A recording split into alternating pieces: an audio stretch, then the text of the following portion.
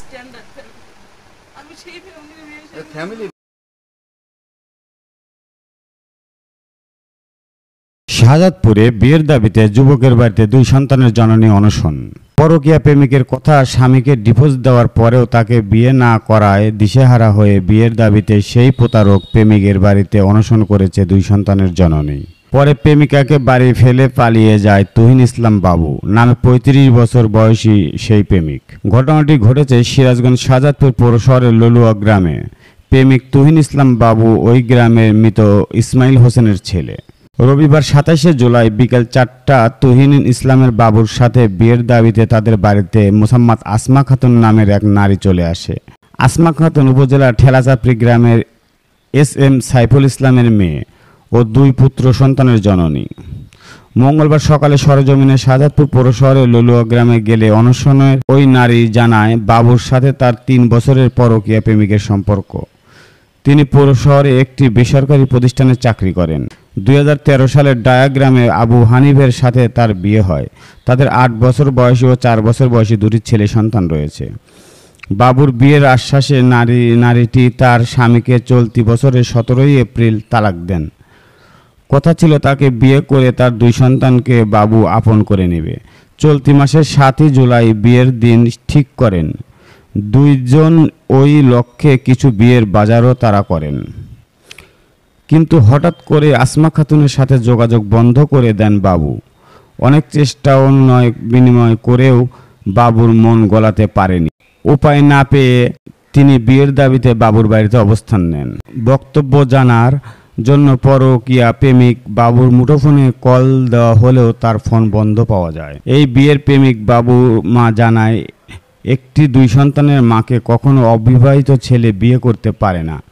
এই মেয়ে যে কথাগুলো বলছে সব মিথ্যা। যদি মরে এখানেই মরবে। মা নির্জত সংসার যতটুকু ছিল জীবনে অর্জন করছিলাম সব চলে গেছে। জাহান্নাম শিখে এখানে আসছি যদি গুড়ি লাথি যদি একটা মাইডেও ফেলাবে এই বাড়িতে এইটা ওখানে লাগানো আপনার ওনাতে লাগানো নিজের মুখে এটা আমার একটু মাঝে মাঝে আসতেছে তো বলতেছে আমি বলতে চাইছি বলতে পারিনি কি বলে ওরে ফোন দিয়ে বলে যে না ও মিথ্যা কথা বলে মানে আমাদের নিয়ে বরাবরই খাওয়াতেছিল আমি কার কথা বলছি? তাকে আমি ভালোবাসি আমাদের তাকে আমার বিশ্বাস করতেই হবে আর সেও তার মা অত ভাই ছোট ভাইয়ের নিতে তাই আপু আমি আপনার মানে মিথ্যা কথা বলবো কেন হ্যাঁ তার সাথে কথা সে বলতেছে যে, আমি তোমাকে ফোন দিতেই চাইতেছি আমার সাথে দেখা করতেই যাবো আজকে ওদের বাসায় যাবো দেখো কথা তো বললাম দেখো আমি মান সম্মান পরে আমি চলে আসছি আমি কাউকে বলিও নেই বাসায় চলে আসছি আমি যখন রাত হবে তখন বলবো মেয়ে না মেয়ে না মেয়ে মনে হয় চলে আসছে কেন আমার দেয়ালে ঠিক ঠিক আছে আত্মীয় স্বজন জানে যে বিয়ের মার্কেট করে দিচ্ছে কিন্তু তার জন্য তুমি সংসার ছেড়ে যায় এমন নাটক করে তুমি করলে সেখানে যাও আমি এই বাড়িতে চলতে পারবো মারধর খাওয়ার পরে তাকে আমি স্বাভাবিক বলতে ফোন দিছি অনেকবার জান 5টা 6টা দিন ধরে খাই না তুমি একটা বার আমার ফোনটা রিসিভ করো মেসেজ দে না বলে আমি নাকি না করতে কি বলো আমি এতদিন না করলাম না একদিন না করলাম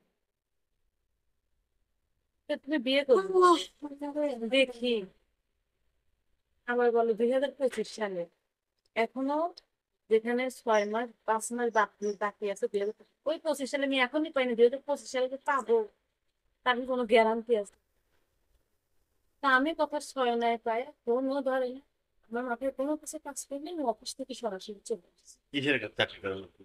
আমি ডক্টর মিটিং আছে না যে খন্দন দেওয়ার যে অফিস ওখানে যাবো ও এখানেই মানে শাহাদাতপুরে থাকতেন আপনি? আমি সরকারি থাকতাম না বাজার থেকে অফিস করতাম আপনার বাবার বাড়ি কোথায় সেদিন ভাগাবাড়িতে বাড়াবাড়ি শাহাদাতপুরে কোন পাড়া? বাঙালি শালা তো পেয়েছে না হ্যাঁ হ্যাঁ, তার সাথ করতো না। ভালো আমার আব্বার নাম রিসেন্ট সেকেন্ডস আবার বাড়িয়ে রাখতে দেখো বৃষ্টি হচ্ছে তারে ধরে এত বড় জায়গা বৃষ্টি নিয়ে আসছে আচ্ছা ওর ভিতরে কি দেখলেন ও? আমাদের স্বামী ছিল সে কিন্তু অনেক ফর্স এবং সুন্দর ছিল সে গ্রাজুয়েশন কমপ্লিট করে অনেক স্ট্যান্ডার্ড পড়াশোনা কম দেয় না, মাস্টার্স সেটাও ভয় পায়। আমার দুই নয়নে তার মনে আগে আমারে ভালো লাগছে, সে আমার পিছনে চরকির মধ্যে ঘুরতে পারছে। তোমার দুই ছেলে তাই কি হয়েছে, মানুষকে করে না, অমুক অজেতির বড় বড় মেয়ে রেখে এসে তার মেয়ে বোন এসে সংসার করে জেল খাটলো। আমি কোনো কিছু মানে না, সমাজকে আমি কোনো কিছু মানে আমি তোমাকে দিয়ে দেবো, সমস্যা নেই।